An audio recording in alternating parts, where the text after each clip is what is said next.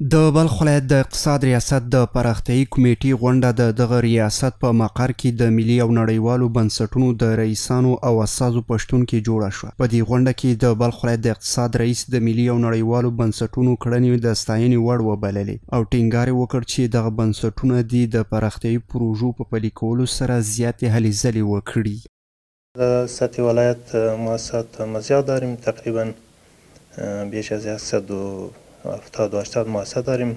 وضعیتشان پروژه فعال دارن که کارشان خوب است، پروژه خوب دارن و الحمدلله سال نو شروع میشن.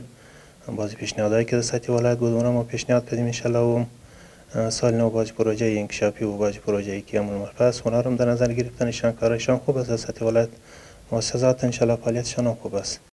د بلخ ولایت د صنایع او کانونو خونی رئیس د تولیداتو د سکتور د ملاتړ په برخه کې د یادو بنسټونو د کارونو ستاینه وکړه او ټینګار یې وکړ چې دغه ملي او نړیوال بنسټونه باید د خپلو پراختیایي پروژو ساحه پراخه کړي او د دغه ولایت اوسیدونکو ته خدمات وړاندې کړي. 20 سال کار بنیادی نبود، میلیاردها بیلیون پول آمد الهی شده که آخر ما غریب ما احتیاج مردم ماندیم. بیاین که همین مؤسسات و دولت ما و مؤسسات ما نهادها که کمک میکنه هر جای کمک میکنه کمک بنیادی بکنن و یکی دوم اطرافای ما خیلی متضرر است. اطرافا ولسوالی اطراف قریجات ما خیلی متضرر است. زیاتر کمکایتان در قریجات و در اطرافا در ولسوالی ها باشه.